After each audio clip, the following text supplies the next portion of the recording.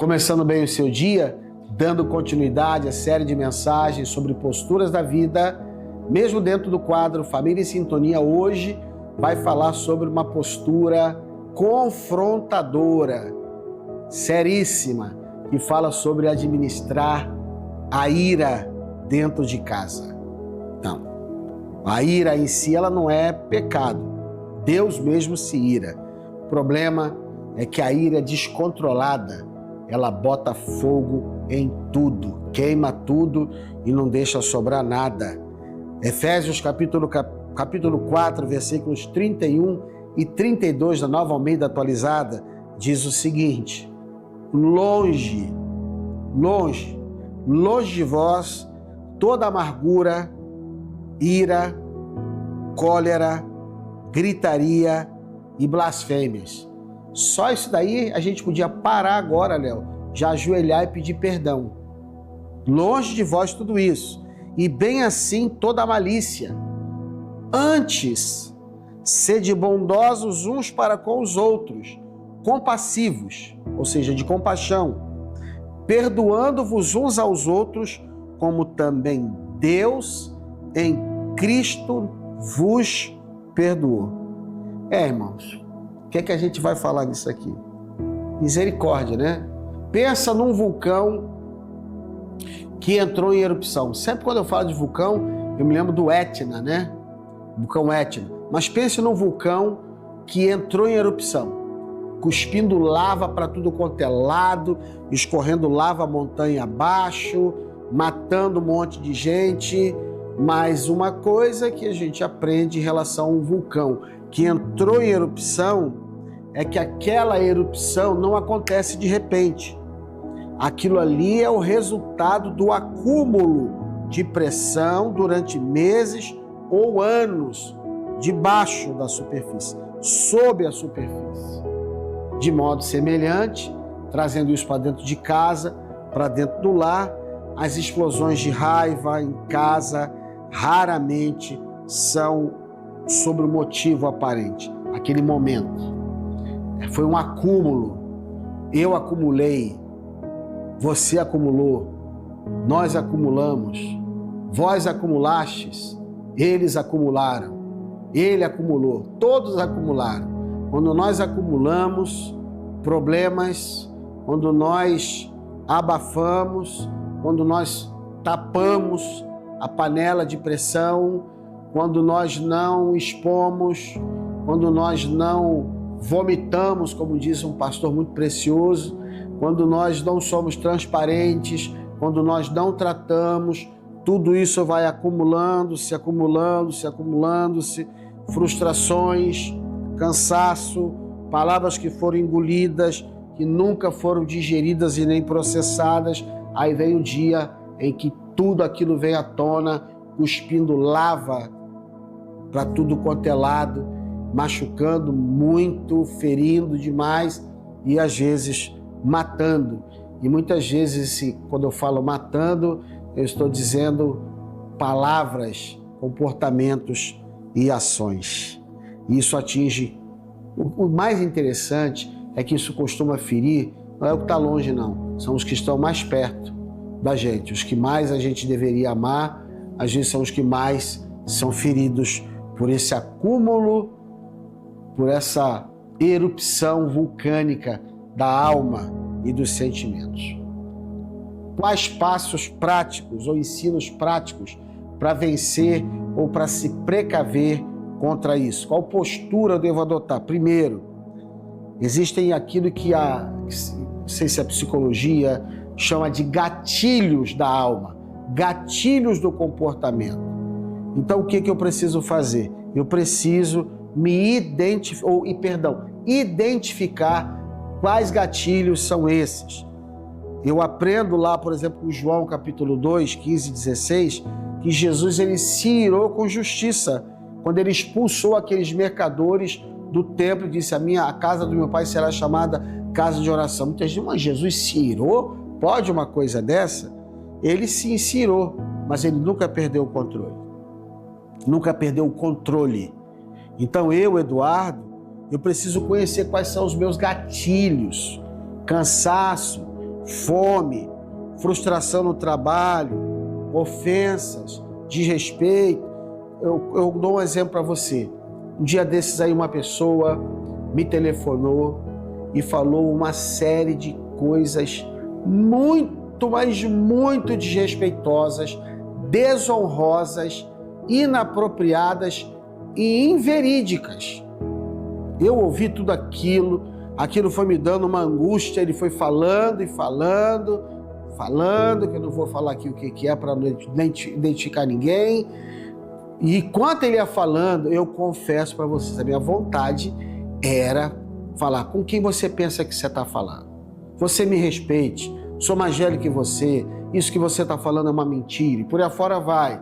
Eu ouvi tudo aqui, fui ouvindo, falei: Senhor Jesus, tenha misericórdia da minha vida, me ajude.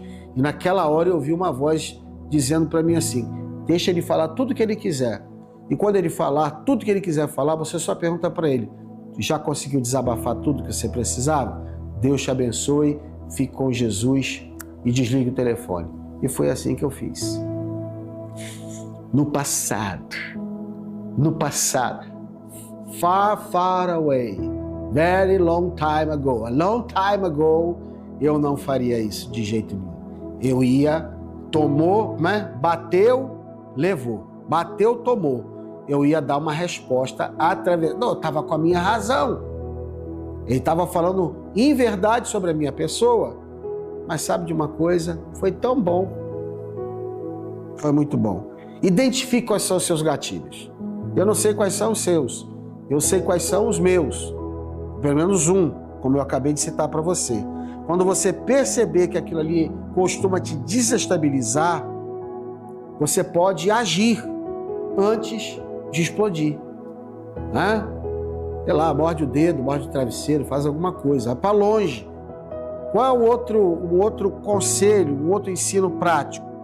A regra dos 10 segundos, a regra dos 2 minutos, a regra da meia hora, a regra das 2 horas, qualquer que seja.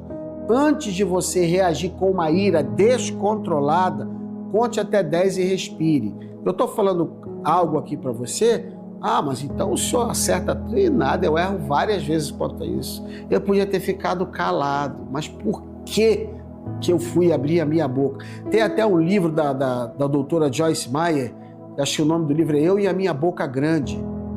Que nome de livro interessante, Eu e Minha Boca Grande. Eu acho que esse é o nome do livro. Vou até pedir depois para o Léo pesquisar, se foi esse o nome do livro, colocar lá, Léo, como uma sugestão de leitura, Eu e Minha Boca Grande.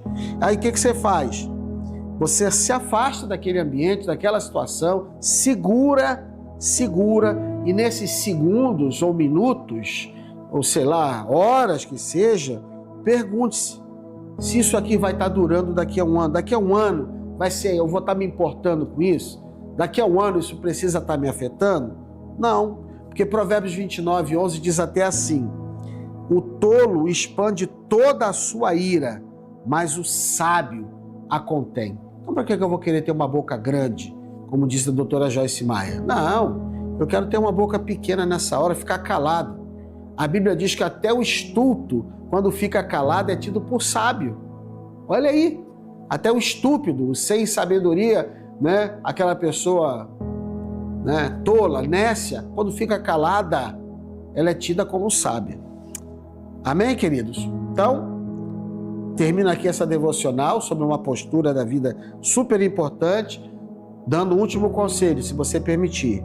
Quando você perceber, quando você sentir que a ira está subindo, saia do ambiente que você está por um pouco, pare, peça a Deus. Se acontecer da ira vazar, peça perdão a Deus.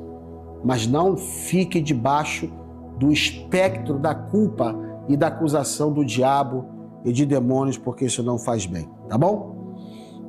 Um pensamento de Aristóteles: qualquer um pode ficar com raiva, isso é fácil, mas ficar com raiva da pessoa certa, no grau certo, na hora certa, pelo motivo certo e da maneira certa, isso não é fácil. Será que o Léo consegue colocar esse pensamento? Léo, vê se tu consegue colocar essa frase no finalzinho, na hora que estiver falando, porque eu creio que isso vai ajudar muita gente. Aristóteles foi muito sábio quando disse essa frase, tá bom? Deus abençoe você. Daqui a pouquinho, após o intervalo, a gente volta para finalizar o Começando Bem o Seu Dia desta quarta-feira da série de mensagens Posturas da Vida. Só um pouquinho a gente está de volta.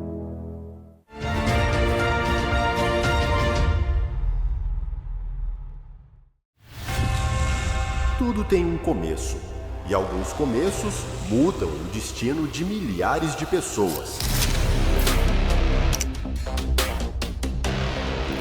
O lugar onde a visão nasceu, o momento em que tudo mudou. O início de um legado que alcançou cidades, nações e milhares de vidas.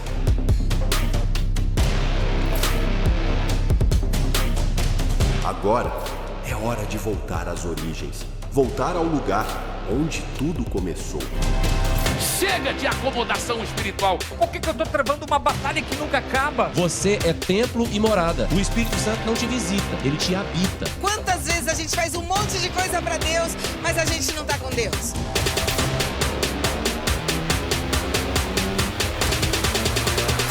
MBA Conference 2026, onde tudo começou.